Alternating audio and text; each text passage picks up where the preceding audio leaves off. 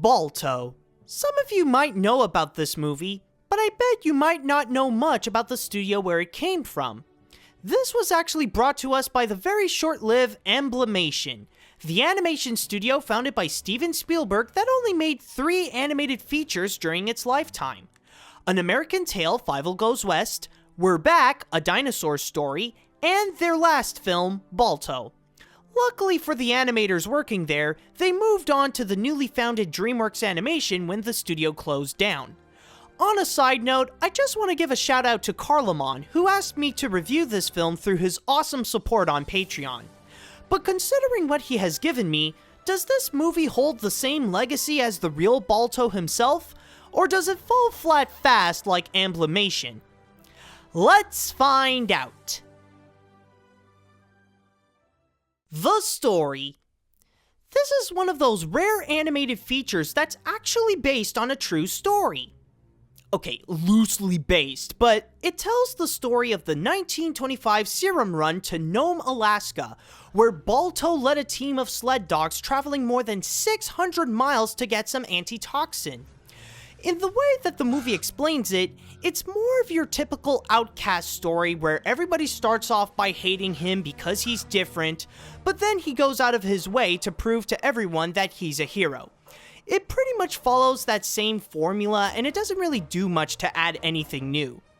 However, this is not the kind of film that's actually about the story itself.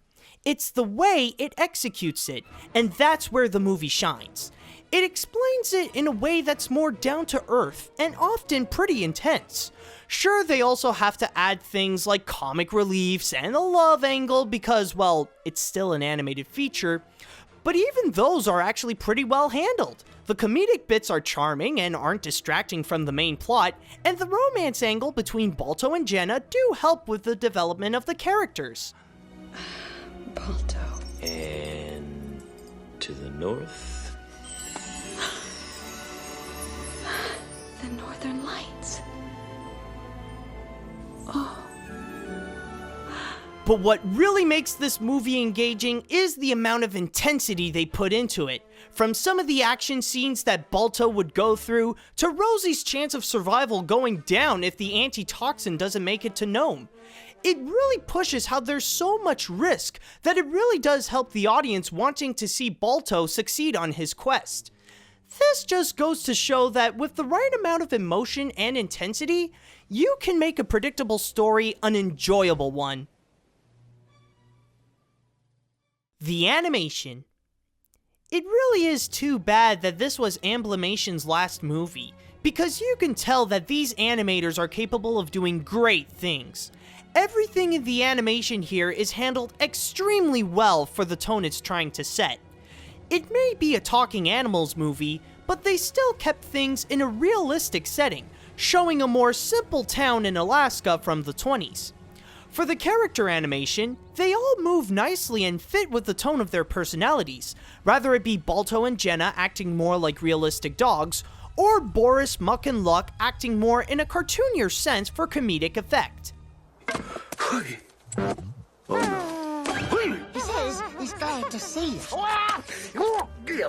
We love you, Uncle Boris. As for the character design, they look professionally well made, seeming like the right choice to bring these animals into an animated feature. However, these designs may look good in the animals, not so much on the humans though. They might have stylized them a little too much for what it's trying to do. But as I stated before, one of the highlights in this film is the intensity, and the animation really offers that in many of the action scenes. You can really feel the impact or the danger Balto's in when he would come across obstacles like a bear or the edge of a cliff. It really emphasizes on the risk, and that's what makes those scenes really engaging to watch. It's not every day when you encounter humble animation that doesn't offer so much pizzazz, but still really well done like this. The characters. This movie does offer a lot of different characters, but only a selected few stand out. Starting with the main character Balto, he's the outcast that no one really likes because he's part wolf, But he is a likable character because of his good heart, and he knows what's right and what he's supposed to do. Like, the whole point is not to look good in front of everyone, but to make sure that the antitoxin makes it to the kids. With Jenna, you'd expect that she would be just a love interest, but the movie puts in a lot more into her with the fact that her owner, Rosie, is sick and would even go help Balto to make sure the medicine arrives. Then we got Steele, whom some would say that he's the villain of the film, but he's more passed as the big jerk more than anything. Sure, he does douchey things to Balto because he's the big shot of the sled, and Jim Cummings did give an awesome performance, but he doesn't take things too far that would consider him a villain, like destroy the medicine or something. As for all the side characters, who are mostly comic reliefs, they're all more of a mix. There are those that work and are likable, like Boris, who is Balto's cynical best friend who sticks by him thick and thin, and Muck and Luck, who have this innocent charm to them. And then there are those that don't work, like Sylvie and Dixie are mostly obnoxious than anything, and Steele's lackeys only have that one joke that doesn't really work, yet they keep on repeating it.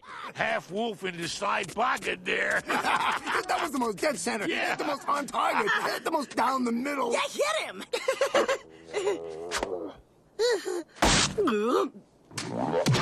Not 100% of the characters come across as appealing, but there are a few that end up being memorable.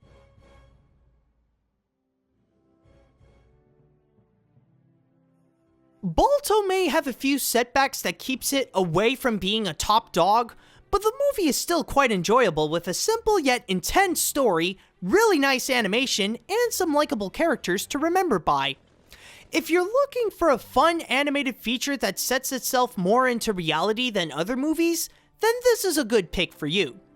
Funny enough, I actually never knew about that Balto statue in Central Park before I saw this movie. I mean, I've been there a few times, walk around the place, saw the Imagine Memorial, but I don't remember seeing that statue. You know, tell you what, for the sake of this movie, next time I go to New York, I'll try to find it and see it for myself. Apparently it's in front of the Central Park Zoo, so it shouldn't be that hard to find.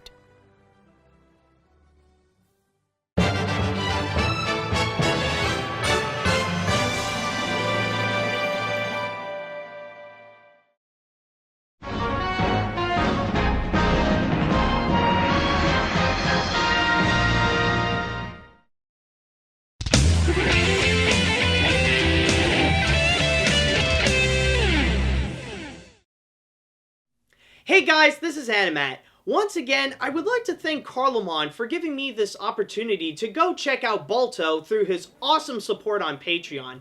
And I gotta say that it's actually really rare and really nice that I would get to see an animated film this humble and like so down to earth, you know?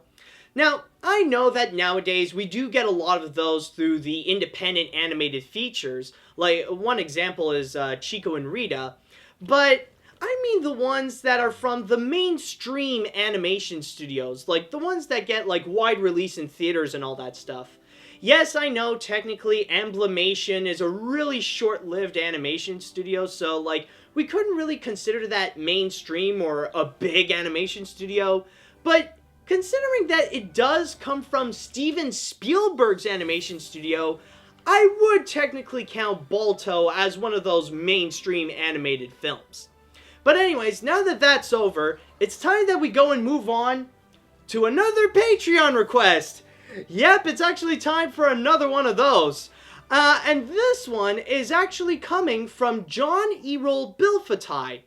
And I just want to mention right now that if you guys would like to be like Carlomon or John and go and support my work and have some awesome rewards at the same time, all you have to do is just go to patreon.com/animat. Trust me, you won't regret it. You'll have a really great time there. And also, if you guys would still like to suggest an animated film you would like me to review and I would put into the animation hat, then write me an email at animatsreviews@gmail.com. So with all that said, what is it that John suggests me to review? Well, interestingly enough, long before How to Train Your Dragon, about like 3 decades ago, this was actually the go-to animated feature that's pretty much all about dragons, or, you know, at least it has dragon in the title or something like that.